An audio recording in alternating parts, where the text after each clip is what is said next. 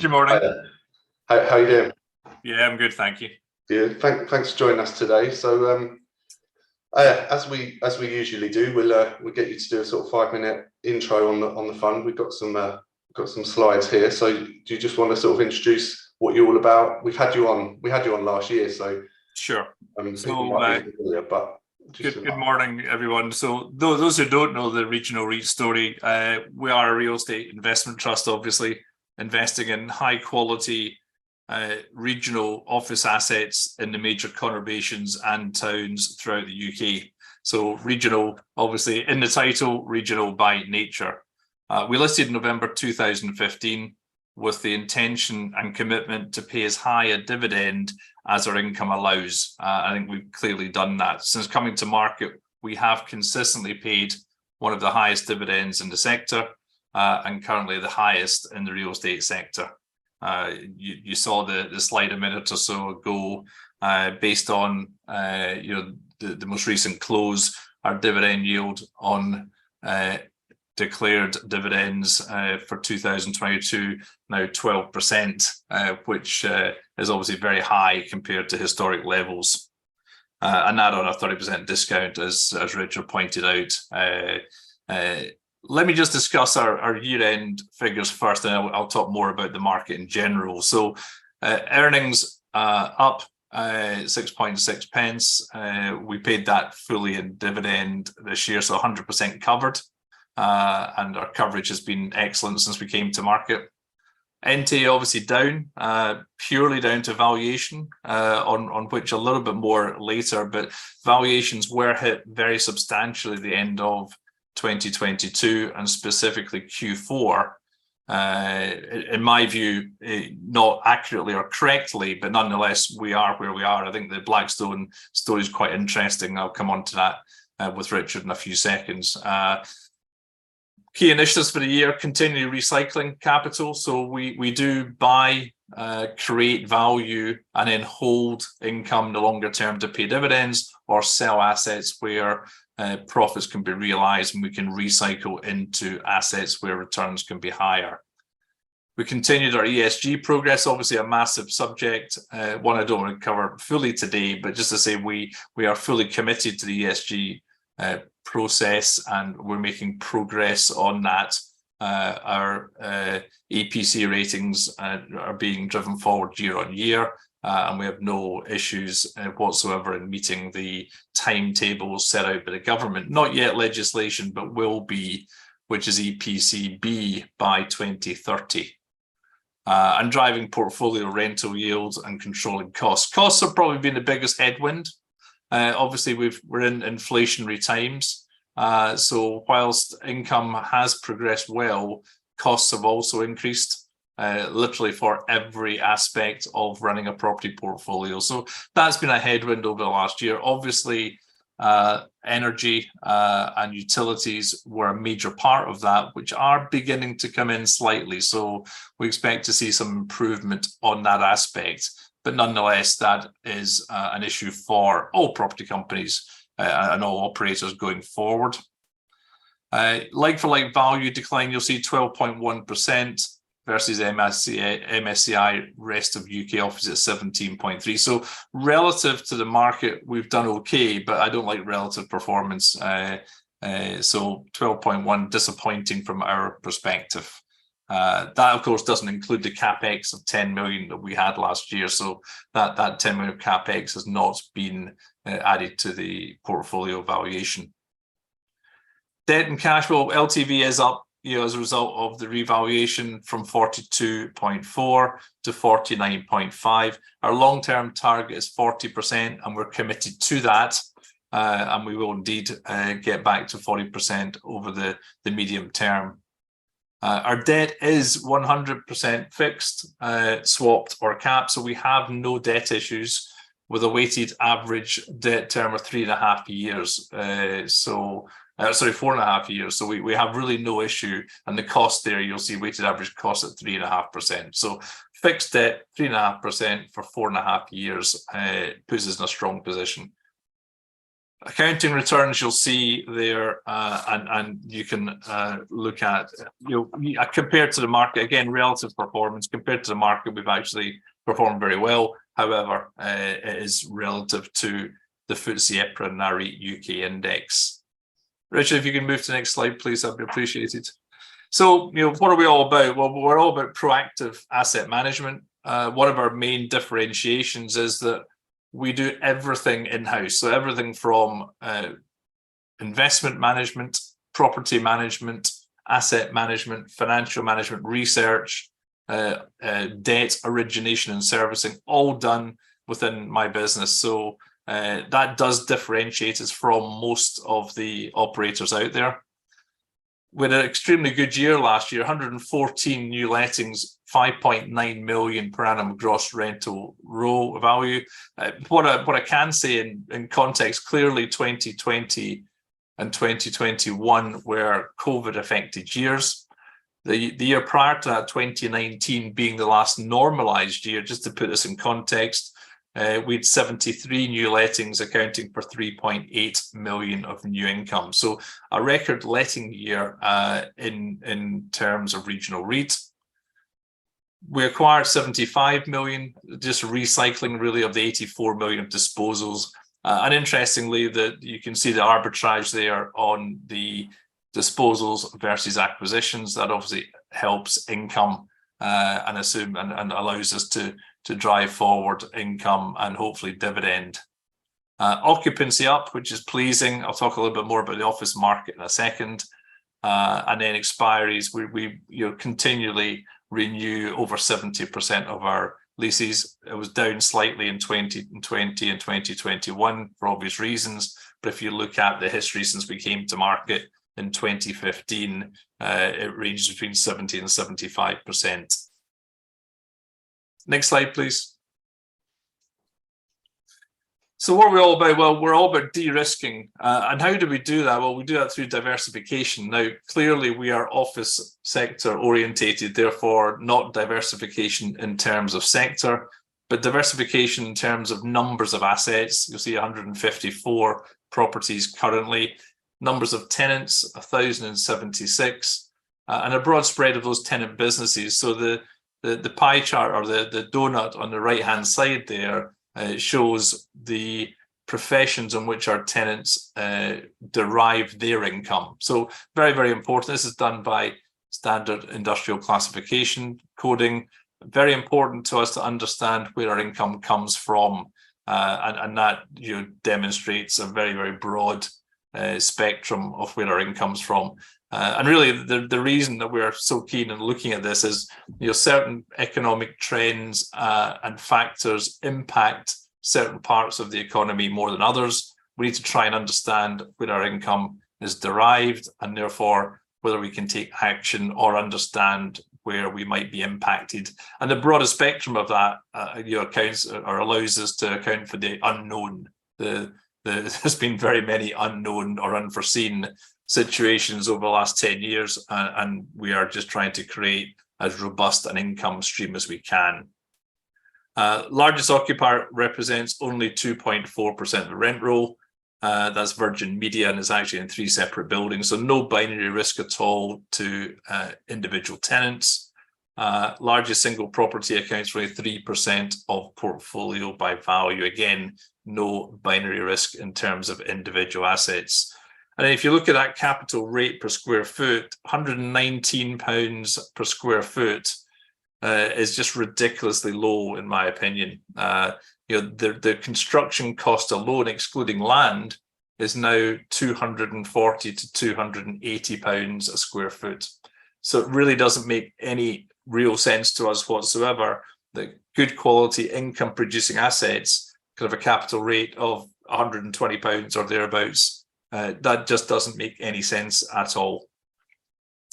Next slide, please.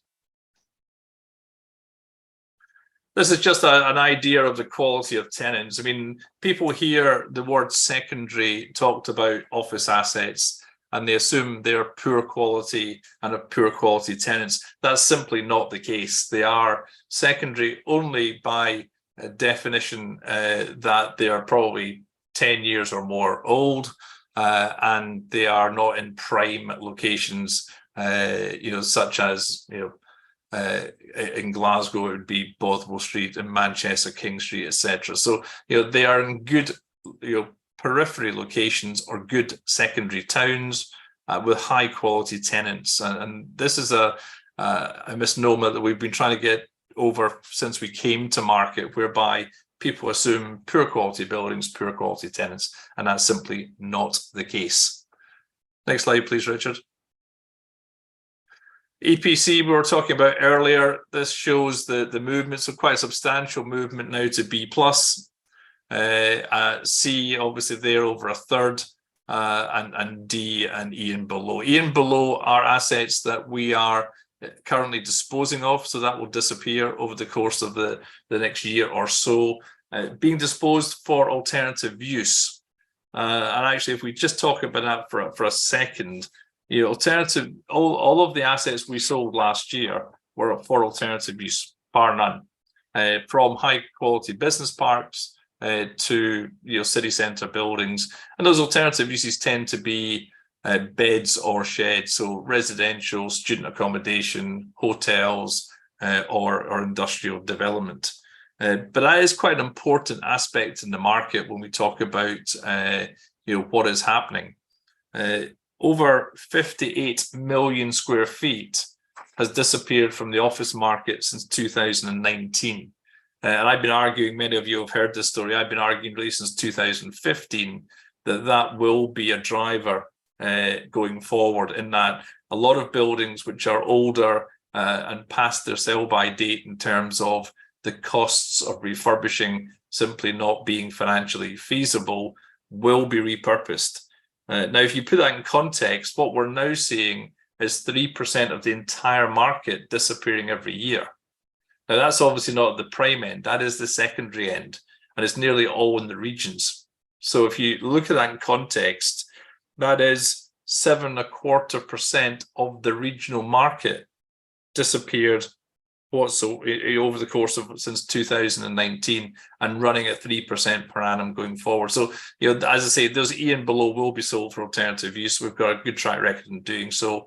The rate per square foot that I was talking about earlier, £120, is very relevant because that makes it affordable for all of these alternative uses.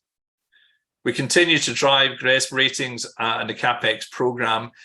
Let's just talk about EPCs and ESG in general. People believe there's a big black hole in all property companies' balance sheets because they haven't allowed for sufficient Capex to take forward. Well, I've argued since this was introduced that this would be done in the normal manner of business plans. Every time we get space back, we refurbish to the best quality we can, not to meet government guidelines, but actually for good commercial reasons, because that's what tenants want. Tenants want good quality accommodation, and they're prepared to pay decent rents for it, and rents are increasing. So therefore, we're doing this as a matter of course anyway. We always have been. Our valuation, despite the fact it's down 12.1% to 789.5, that valuation allows for 60 million of Capex. So the values have already baked that into our values. So there's no black hole whatsoever. So the valuation would have been 60 million higher had they not allowed for future Capex, which of course will flow through to EPC ratings.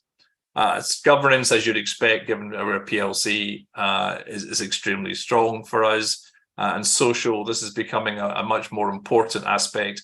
We're very strong on the employment element and improving always in terms of our buildings taking active roles in their communities, which is becoming far more important for occupiers. Understand that landlords and buildings are actually helping their local communities. Next slide, please.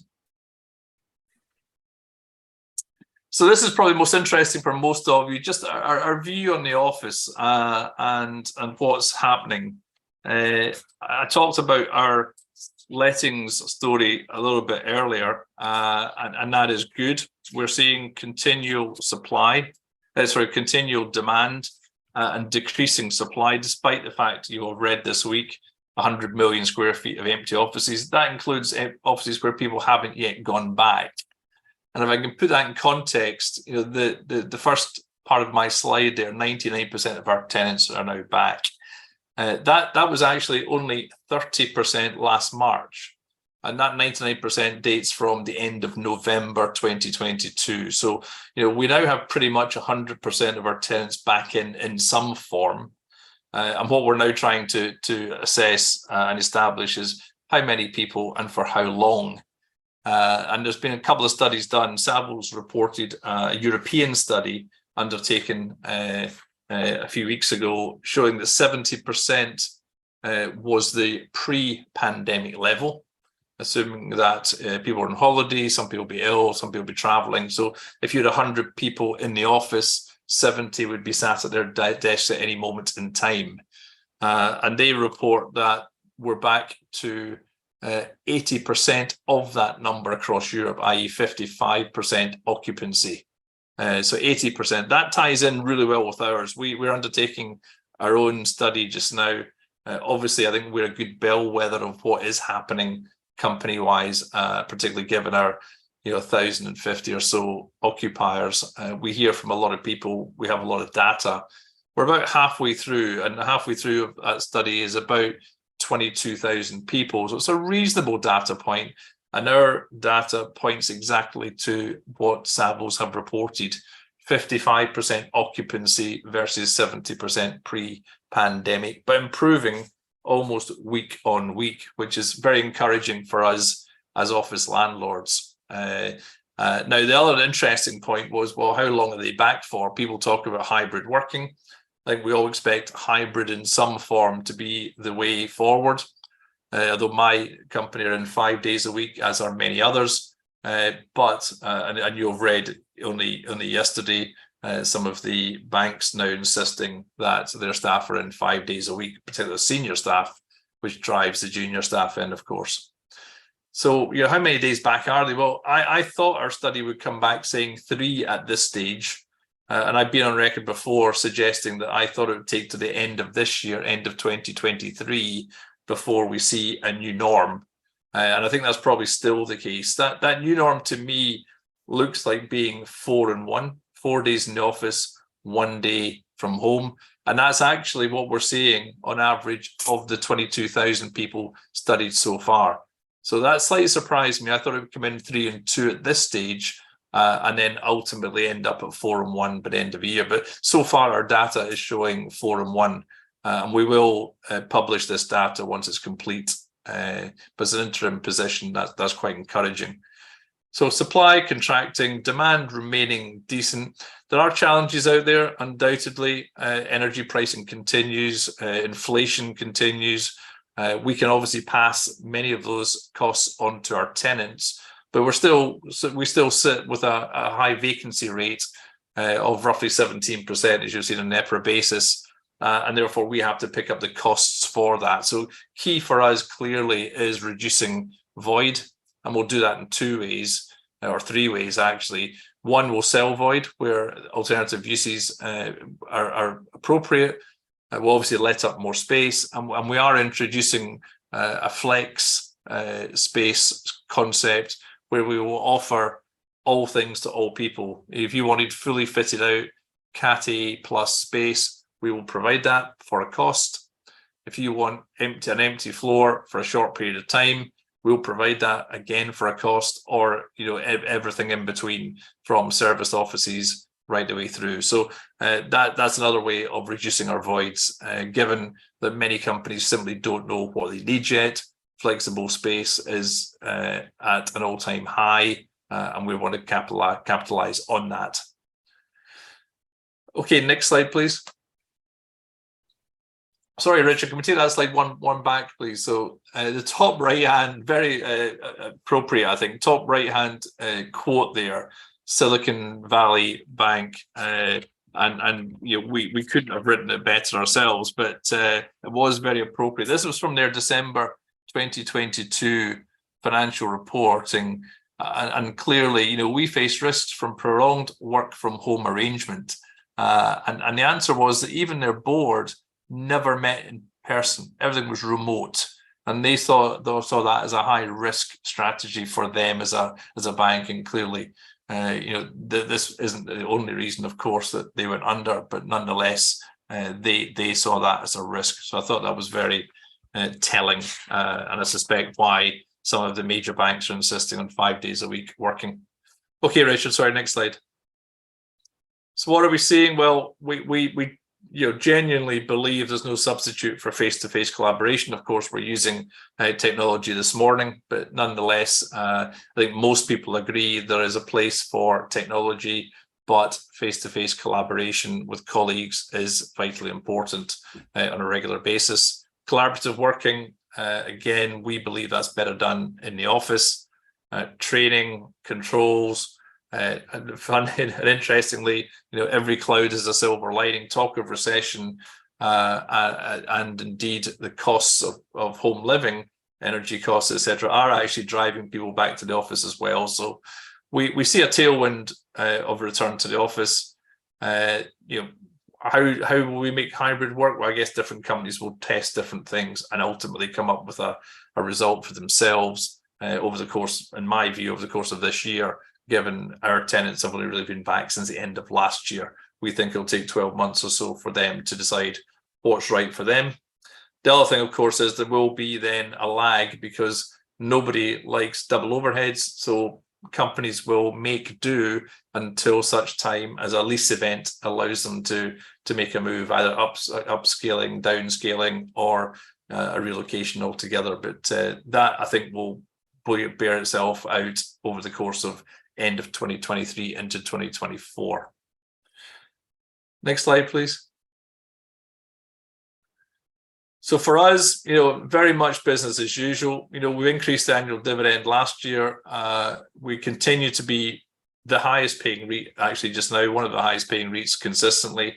And we're committed to paying regular dividends to our shareholders. We pay quarterly, which I think most of you will be aware of. Also, you'll be aware we never cut or held back dividends over the COVID period. We were that confident in our rent collection, which was the highest in the sector right over the way through COVID, that we had no doubt that we were going to collect that money and pay dividends to our shareholders. Uplifts, yeah, we're also seeing rental increases, nothing like the rental increases that were pointed out in the industrials REIT, but 7.3% ahead of previous passing rents. But really key for us is to reduce that void. That is a huge potential win in terms of income for us. Recycling assets continues to be part of our strategy, and we continue to track a whole host of potential acquisitions. Okay. Oh, great. Thanks, Stephen. Yeah, really sort of comprehensive and obviously a really topical and really interesting subject because the questions have been flooding in since you've been talking. So what is the time? 20 minutes to get through all of these. So we'll just crack straight on. Sure. The most important one, I suppose, is at the moment is valuations. Obviously, you've got your views on how they went for you in your most recent update.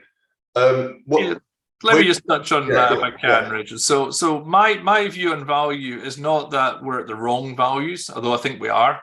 I think we just don't know. What should happen in a valuation cycle is, and obviously everybody accepts the fact interest rates went up, therefore that has to have an impact on values. But what should have happened and what's happened historically, and I've been working for 35 years now, so I've seen this a few times, is that interest rates go up. The investment market then takes some time to decide what it's prepared to pay for assets, given those higher interest rates, and then valuation follows when transactions occur. So they're following the market. Valuation should always follow the market. What happened this time was the valuers effectively predetermined in October, bizarrely, what the valuation decline was going to be. And they have effectively driven the market because, as we all know, most companies, including us, use an element of debt in acquiring assets. Therefore, that the banks will only lend against valuation. So it becomes a self-fulfilling prophecy. And to me, that was completely wrong. That's why we saw the highest fall ever in a quarter in terms of values, and the highest ever in a month in Q4 last year. And that, I mean, even much greater falls than we saw after the global financial crisis. Yeah. And the only way to justify it is the value saying, oh well, we get criticized last time for not acting quickly enough. Well, yeah, but you can't. You've created a cratering of the market. And actually, I think the Blackstone story is very interesting. So Blackstone have taken a completely different view and said, we don't believe those values, and we paid effectively, and you'll see it when all the results come out, we paid last year's values. Yeah, they did. Yeah. So where do you think over the next quarter?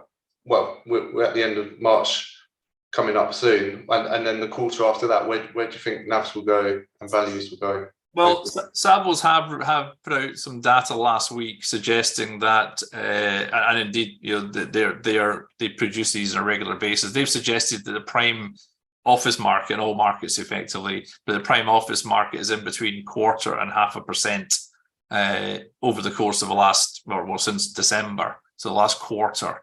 Now, that then filters through to my market, which is a secondary market. So I'm not going to predict values because the investment market will determine what it's prepared to pay, and there isn't enough transactional evidence just now to say, well, the market is valuing at this level. Clearly, the Blackstone story is a big story, but I think valuers are very quick to down value and very slow to up value.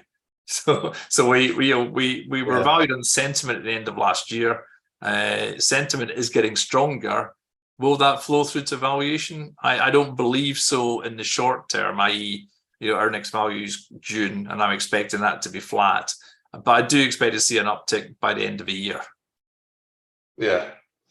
No, that'd be interesting to see how that all plays out. Right, we got a load of questions on the portfolio. Let me try and sort of sum some of these up. The location of your assets, are they city centres? I know, obviously, or town centres, or are they on the sort of outskirts of those towns? Combination of both. We have business parks. Roughly 60% of the portfolio is business parks at the current time, and 40% is town centre. Interestingly, the letting market is stronger for business parks right now in the regions than town centre. And that's really, I mean, we go through trends of one or other being more popular, and really that's been since COVID. Now, during COVID, you could understand why business parks would be slightly more attractive, but I think work-life balance as well. People can get out at lunchtime, go for a walk in the park, all that kind of stuff. So we're not fixated in any shape or form to that percentage. We have been the opposite way around in the past. We acquire assets that we believe we can add value to and that produce a good income for our investors. So combination of both. Yeah, that makes sense. And what's the average age of the assets in the portfolio? 12 to 15 years. Okay. Yeah, but bear in mind we're refurbishing consistently. Yeah. So the entire portfolio will have been refurbished within the last 10 years. And what is the yield premium on sort of the secondary locations versus sort of prime? What is that? Well, the moment one of the highest it's ever been. So we're acquiring. You saw we're acquiring 8.6% last year. That's even higher now, of course, at 9.25% versus prime at 5.5 to 6. I mean, it's the highest it's ever been. And the other point there to bear in mind is the rent differential between prime and secondary is also the highest it's ever been. So we've seen obviously the flight to quality that's talked about, i.e. the very best buildings now achieving in regions £40 plus a square foot. That's a substantial growth from 32 to 35 to 42 to 45 that we've seen over the course of the last year or so. We haven't seen the secondary market move yet to that level. Now, the other thing to bear in mind is in London, and people get the markets very confused. They're very different markets. London's 50% prime, 50% secondary. In the regions, it's only 16% prime. So the vast majority of space is, by definition, secondary.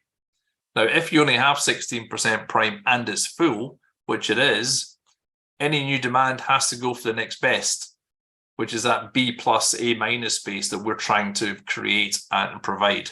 And therefore, that we think we're very well positioned because of that. Interesting. Yeah. So onto your EPCs, I know you talked quite a length of it there, but there's quite a few questions here on that. So it might be worth reiterating. So how much Capex do you think it will take you to get to where you need to be legislation-wise? And do you think that will impact on the dividend going forward? Won't impact on the dividend. These aren't income issues, and we pay dividend from recurring income as opposed to from cash. So won't impact dividend. And the answer is that the valuers believe that is just under 60 million for Capex across the portfolio. But of course, they're theoretical valuations. So they will assume Capex against every building to bring up to standard. Now, that's simply not feasible, because we're not going to spend Capex where we can't get return on capital. So where a building is effectively functionally obsolete, we will sell for alternative use and not expend that Capex. So where do we think we'll be? Our estimate a half year last year was 39.5 million. And it's not changed much now. It's 43 million in terms of what we believe we'll spend on assets. Now, that's already baked into the valuations I mentioned earlier, because they've deducted 60 million from our value to account for Capex. Okay, that's interesting. And that will be done, obviously, over the next few years. Yeah, and we've got until 2030, bear in mind. Yeah. The other thing is, of course, no single landlord will reach EPC-B by 2030, because some people have buildings with longer leases that run over 2030. So the rules are quite simple, which is you can't lease a building. So if a building comes up for lease post 2030, you won't be able to lease that unless it's EPC-B or better. So if it's already leased, then it's excluded until such time it becomes vacant. So we really, we're well on our way to being there. We, like every other landlord, are committed for a whole host of reasons for EPCs, because we want to try and reduce our service charge. If we can reduce our service charge for our tenants, then they can pay more rent. Yeah, really. Okay. Buybacks. Have you been looking at doing buybacks? Obviously, massive discount. We have. It's a continual subject, as you would imagine. A 30% discount. There's obviously a logic in buying back. It's a continual discussion point at our board meetings, and we did actually announce a buyback back in November 19, but then the world changed very quickly after that with the election and everybody's discount narrowing. Bear in mind, we were sitting at 122 a share in February 2020, just before pandemic, and indeed, life has changed dramatically since then. So, share buybacks make sense. If we were to stay in safe harbor, then we could only buy back, as 25% of the average daily trade over the last month. Now that would be roughly 250,000 shares a day, so it wouldn't make a meaningful impact on the company. Nonetheless, it is something under active consideration. Cool. Yeah. There's not been any questions on your debt actually, but it's something that I think is important, so it's worth sort of touching on. So you're 49.5% LTV at the moment. Yeah. Which is above your target of 40. How are you going to get back down to 40 then, if values are still sort of got a bit of way to go, perhaps? Yeah, I mean, obviously we can pay down debt at any time. It's a balancing act. I mean, if we want to maintain as high a dividend as we can, then that debt's very useful. If we start paying down debt, then obviously we just sell assets to do so, and our dividend comes down in terms of, obviously we've got less income. So there is an easy fix: sell assets, pay down debt. I'm not convinced it's the right fix, given I don't believe the values. So I think the market will help us. I think the values will recover. I think the strongest thing for us is understanding risks to our business, and obviously 49.5% in the context of the REIT world is high. However, our debt covenants are all set at 60%, so we're under no real pressure in terms of our banks. Obviously, our interest cover is very much substantially higher than we're at 3.5 times, and they're writing debt at 1.1 just now, actually. So we're miles ahead in terms of income. So we can afford for the market to fall again by 15% before we would come under any real pressure. Nonetheless, we are conscious of that, and we'll actively look to reduce LTV. I think the market will help us a little bit this year. Also, I think our lettings from last year haven't yet really flown through to valuation, and that additional income from last year, and indeed the lettings we're doing just now, will be valued, and that will increase the values. So that's the main way. I mean, as I say, the way to fix an LTV, in my opinion, is not to sell assets and pay it down, unless you generally believe there's a real risk. Yeah, fair enough. And then obviously you've talked about the void in the vacancy rate in the portfolio being fairly high, and you talked about how you might do that. Where you must have a number of deals under offer. Can you sort of shed some light on that, and where is sort of the demand coming from at the moment? Yeah, I mean, demand is across the board. I mean, you'll seen the graph I showed earlier in terms of where our tenants derive their income from, but demand has been across the board. We are seeing continuing demand from IT type organizations and internet organizations. They've been big uptakers of space over the course of the last couple of years, but we're also seeing quite a lot of relocations from London. London and South East obviously increasingly expensive, but the biggest issue for employers in London and South East is actually employment. So they're struggling to employ, and therefore they're looking at regional markets that have strong educational facilities and backgrounds and availability of staff. Obviously, it's cheaper to be in the regions, but actually, it's not even the price point. It's actually getting people, and that remains a key issue for the occupiers that occupy our space. So, across the board, really, is where we're seeing demand. We're not suggesting for any second that demand is at an all-time high. It's not.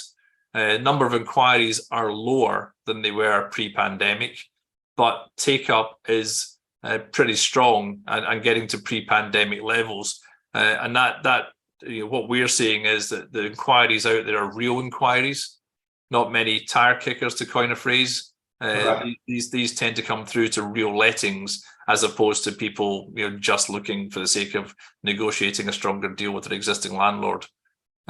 So we are seeing steady sort of demand, and we do expect that to continue. Yeah, cool. I mean, one other aspect longer term, which is quite relevant, and I talked about it last year. I called it the de-densification of offices post-pandemic world, but even it was happening even before that. But this is the advent that people are the most important people in most important aspect of any business. I mean, our portfolio, my direct costs of my offices in Glasgow, Manchester, Leeds, and London are 4% of my total costs. 4%. So if I'm concentrating on savings from my occupational costs, I'm only concentrating on 4% of my costs. Doesn't make sense. Across our portfolio, we think that ranges between 4 and 6%, because our offices are obviously cheap or very good value, and therefore there's no point in people saving there. Yeah, people save elsewhere. The other aspect on this de-densification is when your average rent's only £14 a foot, which is ours is, increasing space doesn't really cost you a lot of money. And the idea that we can cram as many people into a smaller space as possible is history. I mean, people now want different ways of working, more breakout spaces, more canteen areas, coffee shops within the office. All of this creates demand for more space, not less space, which is why the British Council for Offices have changed their guidance. They changed their guidance from 1 person per 8 square meters to 1 person per 10 square meters only 3 or 4 weeks ago. Now, that's been talked about for some time, but it's now official. Now, why does that matter? Well, most of the major corporate occupiers utilize the BCO recommendations for planning and space planning. So if that's right, then that could be a 25% increase in demand. Well, yeah, that would be amazing. Right, so just a couple of minutes left. You obviously, well, not obviously, but you've just been, the manager just been bought, which was announced yesterday, I think. Yeah.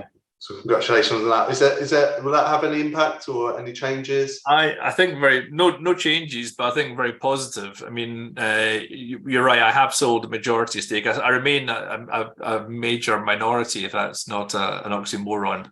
So a substantial minority, I guess, is the expression. So I'm still there as co-owner. I'll continue to work for some time to come. My children are young, as you know, so I'll be around for some time. And therefore no changes to the LSPIM company running the REIT at this point in time, and I foresee any changes being only positive. ARA, who have acquired us, are part of a much bigger organization called ESR, who are the 3rd largest listed real estate company in the world. $150 billion under management or thereabouts, compared to my $1 billion. So we're joining a much bigger organization with much more clout than we have. The other interesting thing is they already run 7 existing REITs, and if you include private REITs, 11. So actually, they're very experienced in the listed sector, and I think that will only assist in our capabilities. And historically, they have acquired substantial stakes in the REITs that they have managed. So let's see what happens going forward. That is historically what's happened. So I think for all those reasons, it's a very, very good thing for Regional and for Regional shareholders. Yeah. So how much shares does management hold at the moment?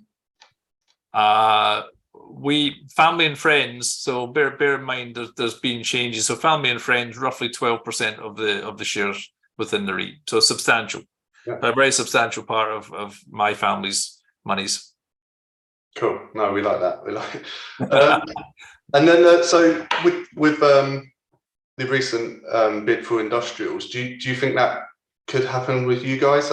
We've got a question here on one of your shareholders who owns 9%, who are Magic Property Holdings. Yeah. So I mean, well, who are Magic, and then do you think? Yeah, let me start at the beginning. So Magic and Old Mutual. So Old Mutual, people will be aware of, big South African entity. Magic are also all South African. So we issued shares to buy a portfolio called Squarestone Growth back in, must be August 2021 now.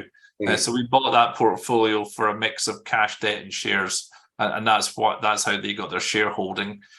Magic are made up of 10 individual organizations, mostly wealthy family offices, and 1 wealth management company. So private individuals, wealth management, and family offices. Now, clearly, they don't like the share price like the rest of us, but they love a dividend. So their view at this point in time is that they will hold for dividend until such time as they see value coming back into the market. They like me, I spoke to them as late as last week. They, like me, believe we're at the bottom of the market. and therefore there's just no point in them disposing of shares or whatever at this stage. They are, however, open to whatever they're going to do in the future and their own demand. So I can't speak for them. I'm just telling you what they are saying at the current time. Yeah. Cool. Okay. I think we'll leave it there because we've gone over our time actually. But No worries.